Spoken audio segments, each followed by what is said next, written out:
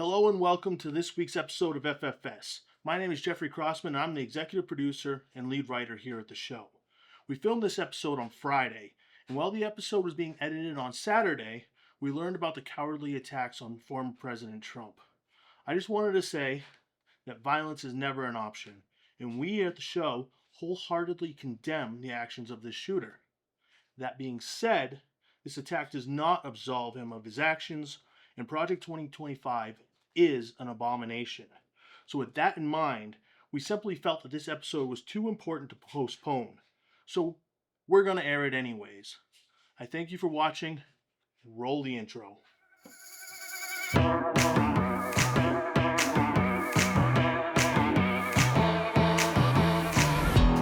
There is something wrong. Shouldn't you already know? Should've spelled it out. Let me put it in a song. Every time you make that face like crawling toward damaged space, out of sync and out of tune, a frequency I can't undo. Please listen close. Hello, and welcome back to FFS. I'm your host, Paulina Galindo. Now, I know we promised you a story about the VA this week, but here's the thing.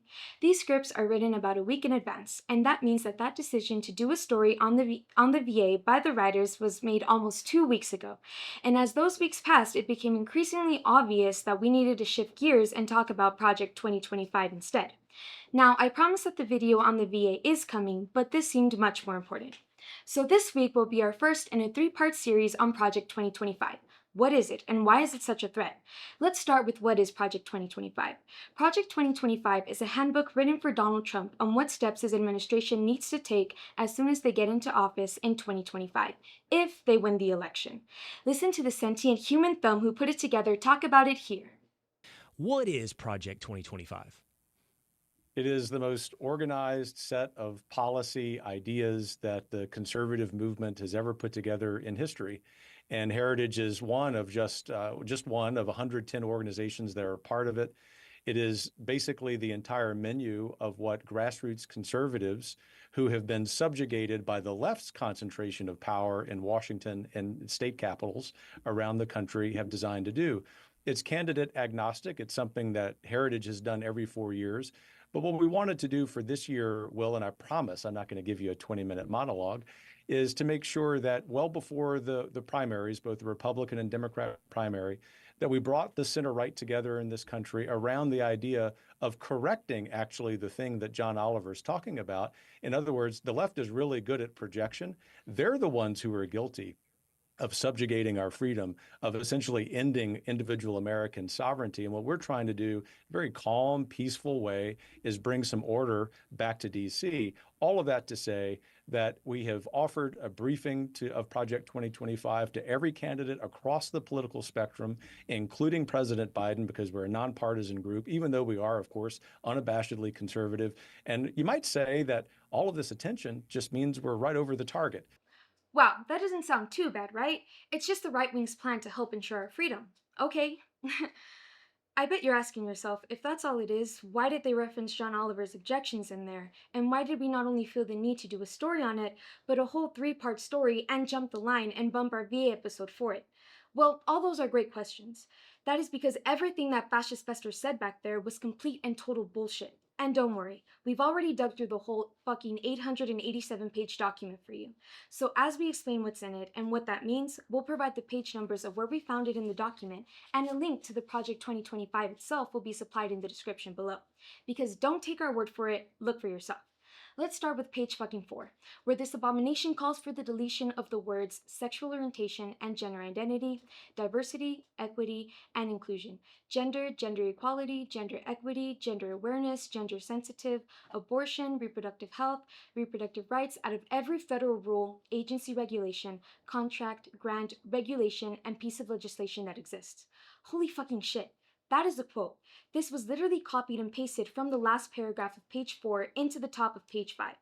This would be devastating for every bit of legislation that focuses on protecting the rights of minorities, women's healthcare, and just women in general. But it gets worse for the LGBTQIA community. The very next paragraph calls for the quote, transgender ideology pornography, then goes on to say that pornography should be illegal and that producers of pornography should be jailed and telecom companies that facilitate its spread should be shuttered. I'm pretty sure that the quote, transgender ideology is literally that they should be able to exist. So if we're equating existing while trans to being pornographic, then immediately calling for the outlaw of porn in the very next paragraph, it's not a hard dot to connect that these people are calling for the outlaw and imprisonment of transgendered people. Of course, there's just enough of a gap there to let morons claim that we are reading too much into it, but there's no way that this isn't the desired intent of the document. So now we're only on page 5, and we're already calling for the mass incarceration of trans people and to dissolve every tech company in America. Oh, this is going to be such a long video. I don't want to do it. Fuck it. It has to be done. Let's continue on. The book goes on to say that the rights of parents to be their child's primary educators is non-negotiable. That sounds fine, right? Until you factor in the facts that Americans on average tend to be fucking stupid. Seriously, more than half of the adults in America can't read above a 6th grade level. I feel like the lowest bar that needs to be able to be crossed is the ability to understand your child's textbook, and more than half of Americans can't do that. Side note, Trump and Kennedy together are polling at about 50%. Do I see a little correlation here? Teeny bit. Small.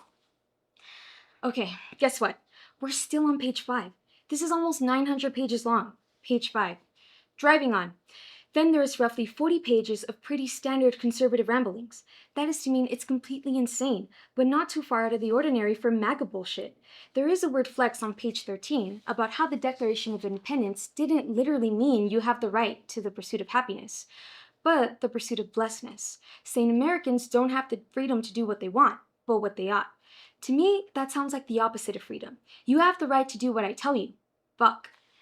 They go on to cheesily define what is a good life. This pursuit of the good life is found primarily in family, marriage, children, Thanksgiving dinners, and the like.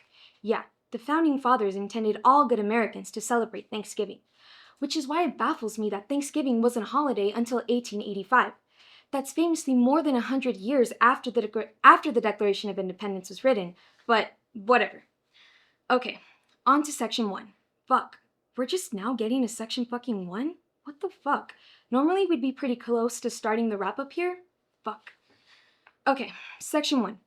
Part 1 of this section is actually a pretty boring description of all the major jobs in the White House, what they do, and what they are responsible for. All pretty much boilerplate bullshit that I'm pretty sure is just here to pad the page count. Seriously, how many people are going to sift through a 900-page document? Apparently a lot. But yeah, interestingly though, there is a lot of attention paid to who should be in the White House Council on pages 26, 27, and 28. I wonder why. It's because a conservative nominee for president is a convicted felon. Section 1, Part 2 talks about the executive office of the president and is, for the most part, pretty similar to Part 1. Long-winded explanations of what each job entails designed to bury the more hot-button topics under a massive page count. This part is really a snooze fest, although the opening preamble is a riot because it talks about how the president controls too much bureaucracy and that power needs to go back to Congress. But spoiler, it's only in key parts. The DOJ, they want that to be the president's personal minions, but we'll get there, maybe unless I die of old age before then. But there is a hidden gem in there that is easily overlooked. On page 52, this pile of shit talks about making sure all flag officers in the military are promoted on the core roles and responsibilities of the military over social engineering and non-defense matters, including climate change, critical race theory, manufactured extremism, and other polarizing policies that weaken our armed forces and discourage our nation's finest men and women from enlisting to serve in defense of our liberty. What this is really saying is all generals and admirals need to hold right-wing values and they need to get rid of the left-leaning ones. They're trying to ensure the military leadership answers to Trump and Trump only. This is sickening on so many levels. The military has always been an apolitical entity, and that rule has kept the military separate from the rest of the government. If the top brass are just a bunch of political stooges, what is to stop an unstoppable president from turning that force against their own people, especially now that the Supreme Court has ruled that the president is fucking immune? Nothing. Part 1, Section 3 tries to appear as a similar guide on how to make sure the best people fill in the bureaucracies, but it's more of a handbook on how to purge these government offices and fill them in with loyalists and disband any unions that represent these government workers. Fucking amazing. Because why would we want people who have made a career out of civil service under multiple presidents to continue to work for the American people while presidents come and go? Why would we want any sort of stability in the administration so the government continues to function while administrations change hands? So this is where we're going to leave it tonight. Just remember, this is a document that they not only intended to use, but were so proud of that they publicly released it. They just hoped you wouldn't look at it too closely. Don't let them lie to you. This is their plan. And with that, I'm Paulina Galindo. I'll be gone for the next few weeks, but make sure to tune in next week when Mia Flores continues with part 2 of our Project 2025 deep dive. Thank you and good night.